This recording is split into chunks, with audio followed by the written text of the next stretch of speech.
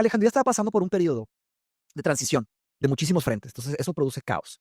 El cristianismo se estaba consolidando como una fuerza dominante del Imperio Romano y era ilegal. En los primeros años del Imperio Romano, el cristianismo era ilegal. Tú no podías ser cristiano. Si eras cristiano, estabas en problemas, ¿verdad? Eh, Eventualmente se hace una religión legal, entonces podías ser cristiano, nadie te iba a hacer nada, y después pasó a ser la única Sí. religión permitida. Si eras de las otras, te metías en problemas. Esto sucede cuando el emperador Teodosio I declara el cristianismo como una, ahora sí, la religión oficial. Esto fue hasta el siglo IV. Hipatia vivió por el siglo IV.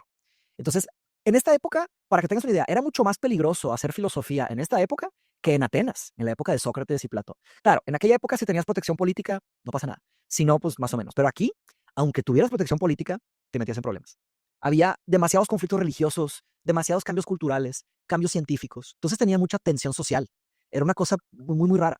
Y había una serie de pues, templos paganos, había adoración en el tema, la parte judía, la parte cristiana. Entonces eso construía demasiados enfrentamientos violentos.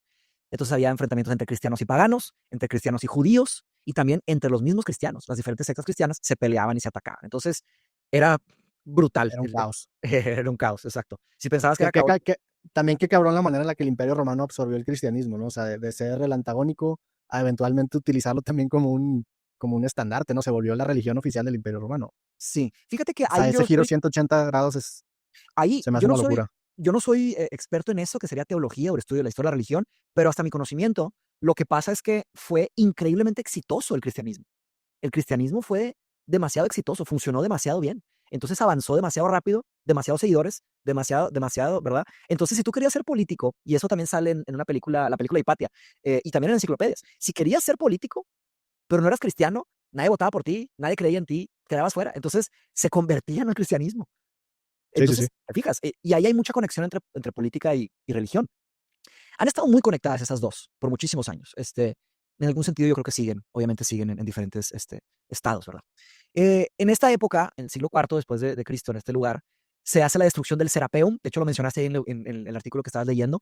El Serapeum era un templo dedicado a adorar al dios Serapis, o Serapis, no sé cómo pronunciarlo, pero también era un tipo de biblioteca. Entonces había un centro de investigación donde adoraban y estudiaban. Y de hecho, hasta rivalizaba la biblioteca de Alejandría. Entonces había como instituciones, no, es difícil ponerles nombre, les llamaban, no sé, no eran exactamente universidades en el sentido como antiguo, como las escuelas griegas, y tampoco eran como museos o bibliotecas, era una mezcla de todo.